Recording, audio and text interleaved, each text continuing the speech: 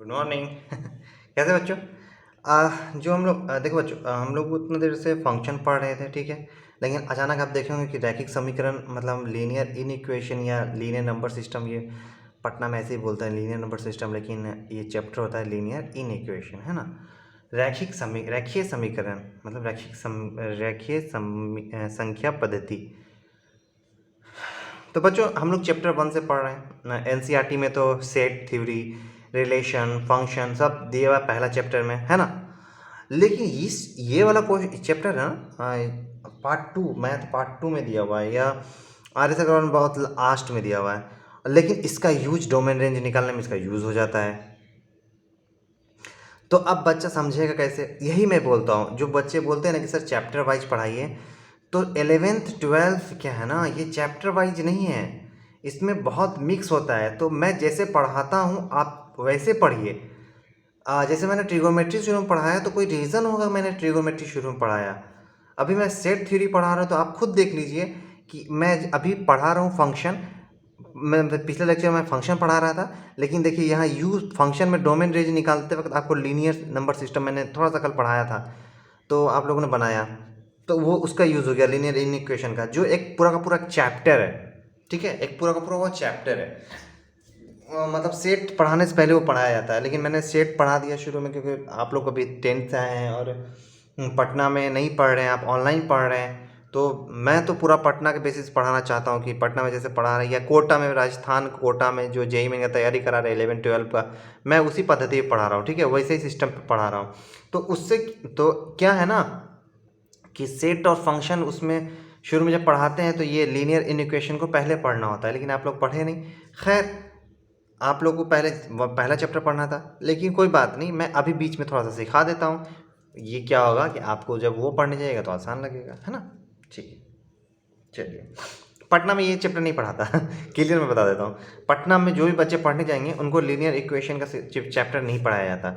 वो फंक्शन में ही थोड़ा सा पढ़ा दिया जाता है, समझना है समझिए, नहीं समझना भाड़ में जाइए, ऐसे ही करते हैं वो लोग पटना में जो भी टीचर हैं। तो लेकिन मैं तो ऐसे करूँगा नहीं, आप लोग प्यारे प्यारे बच्चे हैं। मैं इस पे क्यों फोकस कर रहा हूँ मैं बताता हूँ। जब मैं पढ़ रहा था पटना में ना, तो मुझे ये नहीं पढ़ाया गया था और मुझे बहुत परेशानी हुई थी, मुझे जब मुझे ये समझ ही में नहीं आता था। तो वही मैं बता रहा हूँ कि इसको समझना बहुत ज़रूरी है। मैं आज आप लोगों को ये समझा दूंगा ना, यकीन मानिए जितने पटने के बच्चे हैं, पटना में जो पढ़ रहे बच्चे हैं, उनको आप चैलेंज कर सकते हैं अगर ये अच्छा समझ गए तो।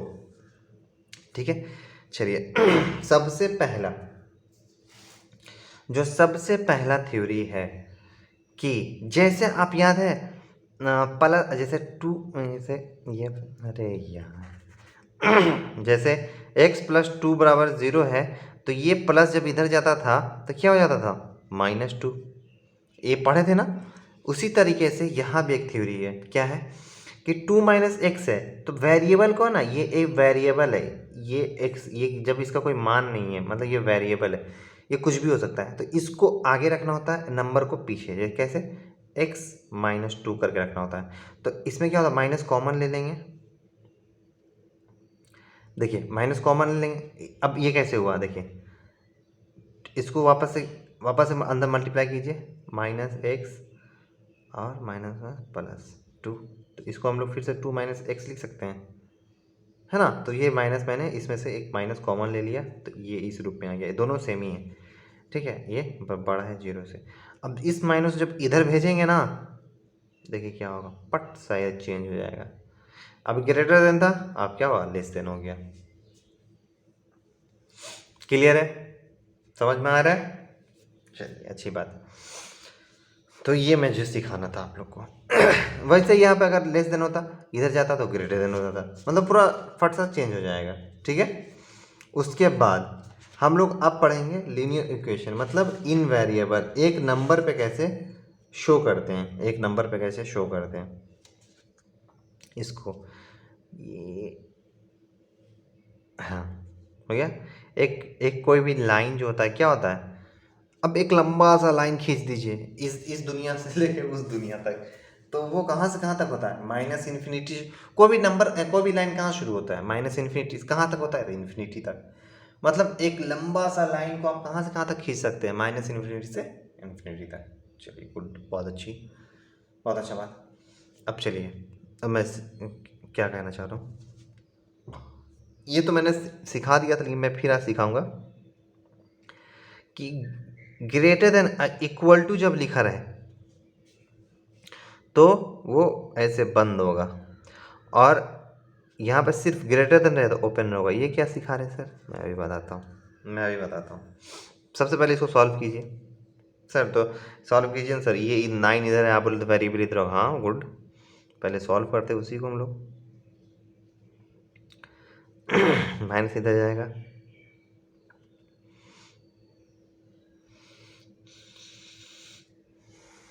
हो गया। अब इसको सॉल्व कीजिए तो x माइनस 3 आएगा, x प्लस 3 आएगा, तो होगा ये, होगा इतना होगा, ठीक है।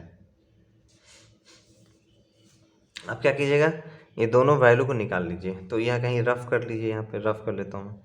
x माइनस 3 बराबर 0 तो x बराबर 3 आया, और उसी जगह x प्लस 3 है तो x प्लस 3 बराबर 0 तो x बराबर माइनस 3 आया। -3 तो ये है नंबर लाइन, ये नंबर लाइन, इस पे इसको डाल देंगे तो पहले क्या आता है, माइनस वाला पोर्शन, तो -3, उसके बाद 3। एकदम गौर से समझिएगा, ठीक है? ठीक। अब क्या कीजिएगा कि इसका आंसर क्या होगा, वो आंसर लिखने का तरीका मैं बता रहा हूँ। क्या है तरीका? जब भी ये देखिए कि -3 माइनस इन्फिनिटी से कहाँ तक है, -3 तक, और हमको चूज़ करना होता है कि यहाँ साइन किस चीज़ का होगा, यहाँ प्लस का साइन होगा या माइनस का साइन होगा। हाँ, यहाँ पे साइन लिखना होता है, वो और उसी के अकॉर्डिंग ये इसके अकॉर्डिंग वैल्यू लाना होता है। अभी मैं बताऊँगा, सिर्फ अभी दिमाग में रखिए कि यहाँ साइन किस चीज़ का, और साइन पहचानना है, ठीक। तो -3 और माइनस इन्फिनिटी के बीच जो भी नंबर है, जो भी नंबर आपके मन के मुताबिक कोई भी नंबर, माइनस इन्फिनिटी से -3 के बीच जो भी नंबर ले लीजिए। तो -3 से पहले क्या होता है, -4, फिर -5, -6, -7, -1000, -1, 10,000, माइनस जो भी मन है ले लीजिए। तो -3 से पहले -4 या -5 आता है, तो चलो मैंने -4 ले लिया, चलिए -5 ले लिया, जो भी मन, और इसमें पुट करना है x की जगह, ठीक है।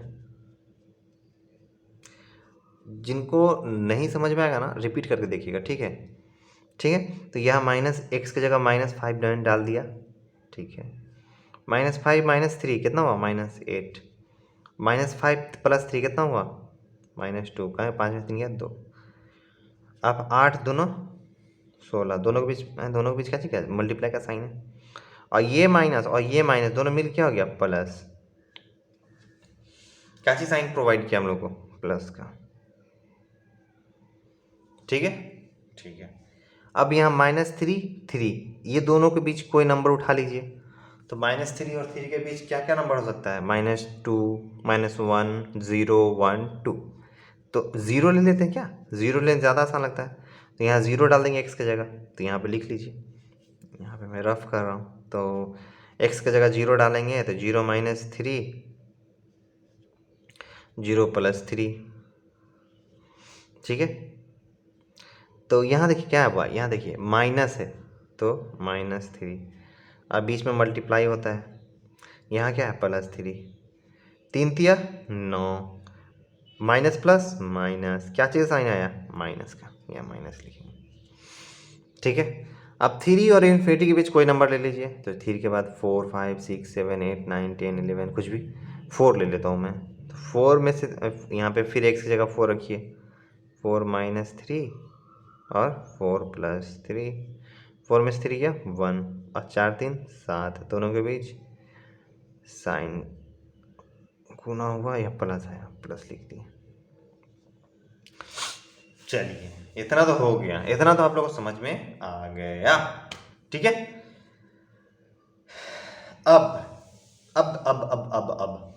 अब क्या करेंगे, अब हम लोग देखेंगे आंसर कैसे लिखना है, कैसे लिखना है वो देखिए। यहाँ पे ये साइन क्या बताता है, ये तो सर ये <0 का मतलब होता है निगेटिव। ऑब्वियसली 0 से छोटा क्या होगा, निगेटिव का आंसर होगा। हाँ सर, तो ये लेस देन जीरो का मतलब होता है निगेटिव और नहीं तो उसके बराबर। ओ, तो निगेटिव वाला कौन है? ये है निगेटिव वाला। इसके बीच कौन कौन है? तो -3 और 3। तो आंसर क्या हो जाएगा? -3 3। और हम लोग वैल्यू किसका निकाले हैं? एक्स वाले का। तो ये क्या हो जाएगा? डोमेन। मतलब इसका, इस फंक्शन का डोमेन क्या हुआ? -3 से 3। अच्छा बच्चों, एक बात बताओ, अगर यही यही क्वेश्चन ऐसे रहता और ये जो ग्रेटर देन है ये ऐसे लेस देन होता, मान लिया, ठीक है, अभी जादू होगा, देखना जादू होगा। अब बताओ, ये +3 ग्रेटर देन 0, ठीक है, इतना कर दिया मैंने। अब बताओ इसका आंसर क्या हो सकता था? जैसे कि इसका आंसर तो सर ऐसे ही नंबर सिस्टम पे लेते हैं आप, बातों का तो बराबर ही रहता है सर। ये भी -3 आता, 3 आता, यहाँ नेगेटिव आता, यहाँ प्लस आता, यहाँ प्लस आता। लेकिन यहाँ आंसर चेंज कहाँ होता वो मैं बता रहा हूँ, ठीक है। यहाँ आंसर कहाँ चेंज होता मैं बस वही बताऊँगा। यहाँ पे देखो ये क्या था? लेस देन था, है ना, ये लेस देन 0 था। यहाँ पे क्या है? ग्रेटर देन है। ग्रेटर देन मतलब पॉजिटिव वाला, मतलब ये और ये वाला नहीं, ये वाला अब नहीं लेंगे, ये वाला और ये वाला, ठीक है। तो आंसर कैसे होता? तो आंसर देखिए कैसे लिखते हैं, -∞ to -3 और ये इक्वल टू है तो ऐसे। जिन अभी मैं ये ब्रैकेट के बारे में डिटेल में मैंने पहला चैप्टर सेट के पहला या दूसरा चैप्टर में पढ़ाया मैंने, ठीक है, देख लीजिएगा। फिर यूनियन और फिर यहाँ से यहाँ तक है तो 3 से इन्फिनिटी। देखा आंसर ये क्या हो जाएगा? डोमेन किसका? इस फंक्शन का। देखा मतलब डिफर कहाँ किया? दोनों क्वेश्चन देखो, ये क्वेश्चन देखो ग्रेटर देन 0 था और ये क्वेश्चन देखो लेस देन 0 था। लेकिन देखो ऐसा होना पॉसिबल नहीं है, मैं मान लेता हूँ सिर्फ, ठीक है, मैंने माना हो भी सकता है, नहीं भी हो सकता, कुछ भी। मैं बस बता रहा हूँ क्वेश्चन का तरीका कि यहाँ ग्रेटर देन 0 था, यहाँ लेस देन 0 था। लेकिन जैसे ही सब सॉल्व किए तो इसका आंसर डोमेन आया -3 से 3, अब मतलब क्लोज। और इसका आंसर कैसे आ गया ये देखिए, इसका आंसर ऐसे आ गया -∞ से -3 यूनियन 3 से इन्फिनिटी, मतलब बीच वाला पोर्शन नहीं लिए। तो ये इतना इसी में वेरी करता है। हाँ अब आते हैं, अरे सॉरी, ये ऐसे होगा, खुला हुआ होगा, बंद नहीं होगा, ठीक है। अब हम इस मुद्दे पे आते हैं कि सर ये आप क्लोज ऐसे, ये क्लोज क्यों किए? ऐसे क्लोज, यहाँ पे कहीं पे आप ऐसे कर दे रहे हैं, कहीं पे आप ऐसे कर दे रहे हैं। तो देखो बच्चों हम हमेशा बोलते हैं कि ये सब का ना बहुत महत्व है, ये सब का। तो ये सब ध्यान से लगाना, 11th में आ गए हो तो ये सब ध्यान से लगाना। मैं उसके बारे में थोड़ा सा बता देता हूँ। जैसे देखो, एक और एग्जांपल ही मैं ले लेता हूँ, सबसे अच्छी एग्जांपल, ज़्यादा समझ पाइएगा आप लोग। देखिए यही क्वेश्चन को मैं लूँगा, 9 - x² है। अब यहाँ पे अगर ऐसे कर दूँ ना बच्चों, मैं ऐसे, ठीक है, अब इसको मैं बनाता हूँ। देखिए ध्यान दीजिए, मैंने दोनों में फ़र्क देखिए। यहाँ पे देखिए, यहाँ पे बराबर है, लेस देन बराबर, यहाँ पे बराबर नहीं है। तो ध्यान दीजिएगा ये सब, ठीक है, हो गया। अच्छा ये लंबा चल जाएगा, ओके, इसको मैं ग्रेटर देन करता हूँ। मैं एग्जांपल ले रहा हूँ, इसमें घबराने वाली बात नहीं है, जिससे आसानी समझ में आए आप लोग को बस, ठीक है। ये ग्रेटर देन 0 था शुरू में, ठीक है, और जब मैंने साइन इधर किया तो लेस देन हो गया, ठीक है। फिर नंबर लाइन सिस्टम, -∞ से इन्फिनिटी, -3 3, सब कुछ तो वही होने वाला है, नहीं सॉरी ये माइनस होने वाला था, ये माइनस प्लस माइनस, ठीक है, प्लस माइनस प्लस। अब देखिए ये क्या बोल रहा, अच्छा इसको और सॉल्व करना था ना, x-3 x+3 लेस देन 0। हाँ तो ये क्या बोल रहा है? ये बोल रहा है कि लेस देन 0 मतलब निगेटिव वाला, तो -3 से 3 इसका आंसर होता है। हाँ अब बड़ा ब्रैकेट होगा कि छोटा ब्रैकेट, उस पर ध्यान देना है। देखिए यहाँ पे बराबर नहीं है ना, और यहाँ पे बराबर था तो यहाँ पे बड़ा ब्रैकेट आया, लेकिन यहाँ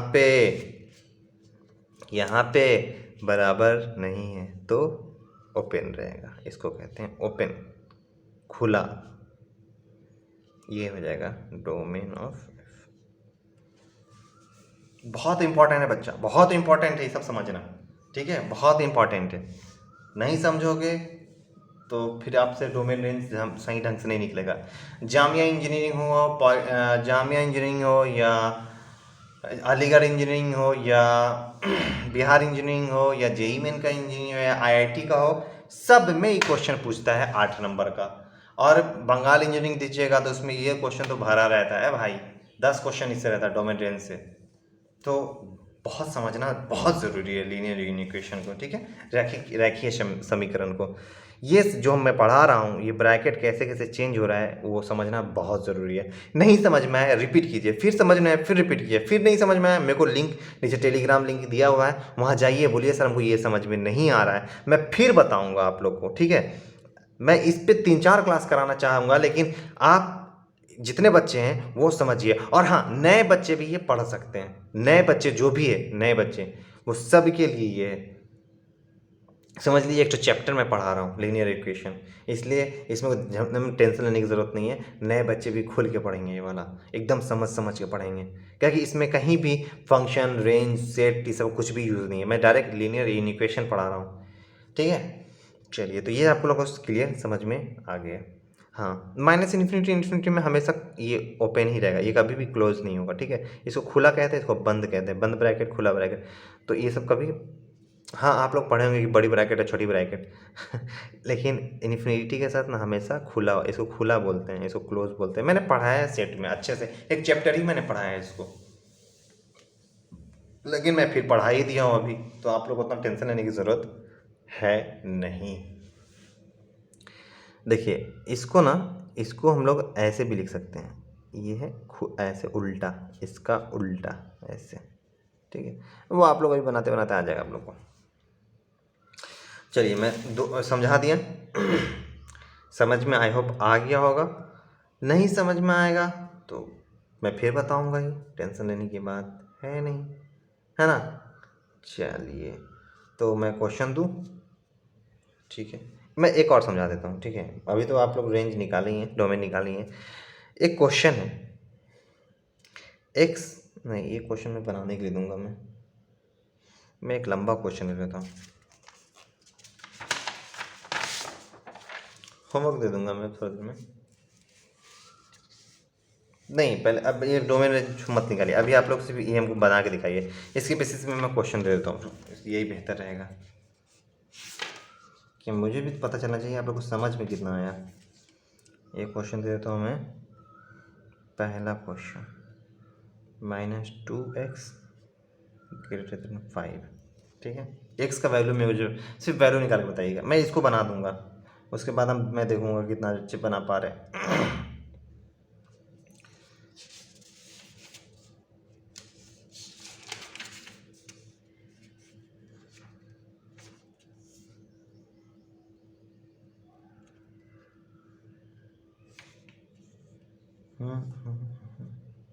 चलिए तो ये मैं बना दूंगा,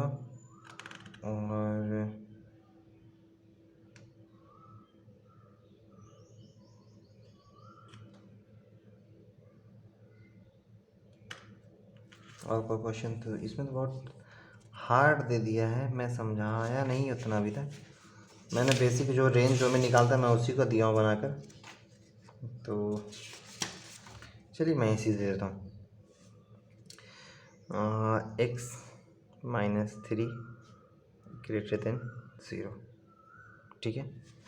सिर्फ मुझे नंबर लाइन की वैल्यू निकल बता दीजिएगा, ठीक है। ये दूसरा क्वेश्चन, तीसरा क्वेश्चन मैं देता हूँ, x² - 9 <0 > 0, ठीक है, हो गया।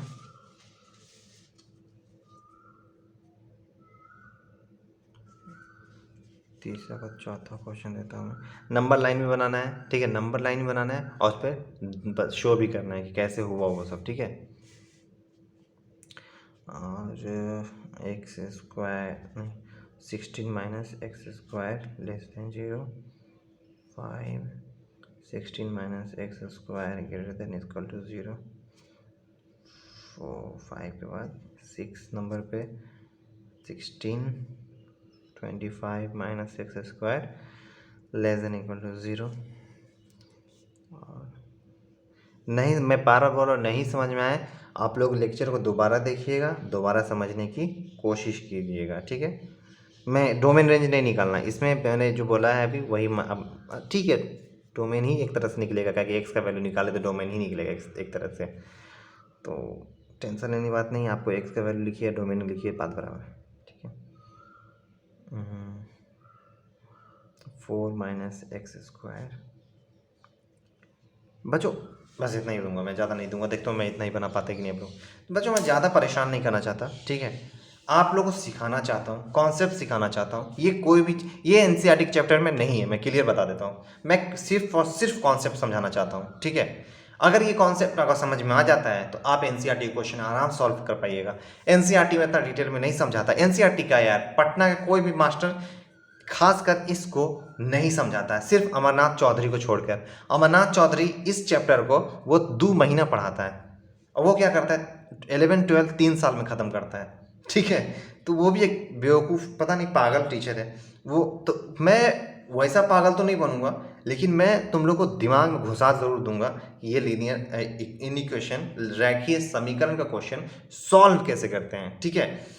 तो ये क्वेश्चन आप लोग ध्यान से, ऐसे नहीं कि सर बन नहीं रहा है, लेक्चर जो मैंने आज सिखाया है वो लेक्चर बार बार देखिए, बार बार देखिए और समझने की कोशिश कीजिएगा कि हो क्या रहा है। रट्टा नहीं मारो, 10th में तुम लोग नहीं हो, 11th में हो, रट्टा नहीं मारना है। कॉन्सेप्ट को पहले समझना है, उसके बाद क्वेश्चन बनाना शुरू करना है, ठीक है, एकदम समझ समझ के। हाँ, उसके बाद अगर नहीं समझ में आ रहा तो फिर मैं हूँ ही, मैं कल फिर इस चैप्टर को इस होमवर्क को मैं समझाऊंगा, फिर आगे पढ़ाऊंगा मैं, ठीक है। और लीनियर इक्वेशन कल एक बार और समझा दूंगा, टेंशन मत लो। लेकिन इसको पहले समझ के बनाना, पीछे रिपीट करना, जो मैंने आज समझाया 2 चीज़ वो समझना ज़्यादा बेहतर होगा, ज़्यादा समझ में आएगा, है ना। तो नए बच्चे वो भी पढ़ेंगे, सब्सक्राइब करेंगे, शेयर करेंगे, और जो पुराने बच्चे हैं वो भी बनाएंगे।